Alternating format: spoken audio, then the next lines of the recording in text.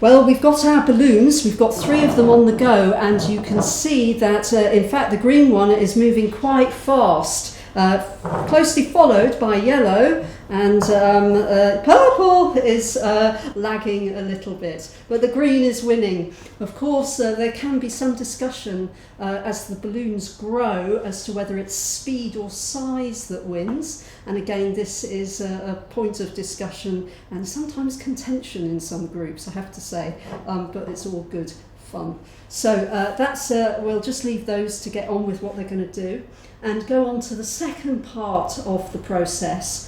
We're going to do the gluten part of the science process, which of course, as I said at the beginning of this video, is the second half of the very important relationship in bread making between yeast and gluten. And what we're going to do is we're just going to do a practice dough, and this is quite a nice thing to do as an introduction for people. So we're just going to put a little bit of flour, depending on the size of the group. And this is really an opportunity for people to use their muscles by mixing some dough. And we're not going to put yeast and salt in this dough, we're just going to have flour and water. It's a practice dough. So we're going to start off by adding a little bit of water, not too much. And then using a wooden spoon, we want to encourage participants to each have a go at mixing the dough. And this can be really tough, partly because I've been this purple one's really moving, the participants the dough can be quite dry at first because I haven't put too much water in it.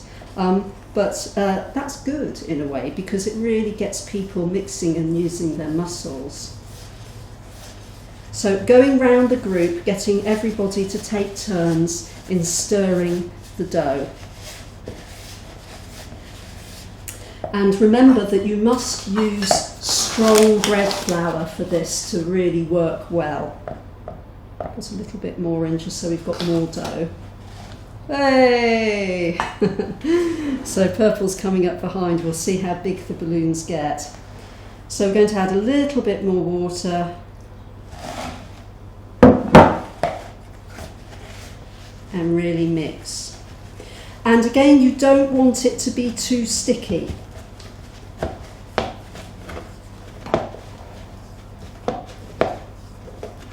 Because you're going to be asking the participants to handle this practice dough. So if, as I have, you've added a little bit too much water, you just want to add a bit more flour. And it's okay because we're not making bread, we're just trying to get the right consistency. So let's get our muscles working.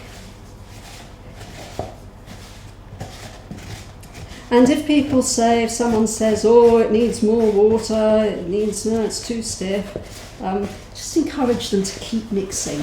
Really persevere with what they've got in front of them, because even though they probably do need a bit more water, you're wanting them to exercise those muscles. And also the coordination of actually mixing in a bowl is good. So once it gets to a certain point and it's looking quite dry still, you can take control of the bowl and just scrape off the practice dough.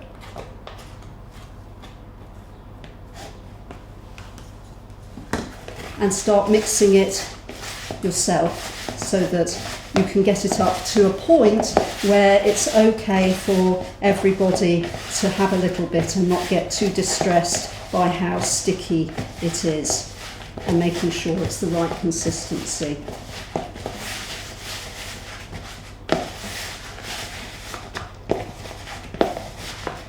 Oh, I think that's probably fine.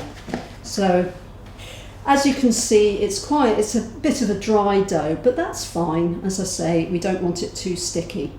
So what are we talking about when we talk about gluten? And it's about not preempting things. It's about encouraging people and seeing if anybody knows the answers before you give it to the group.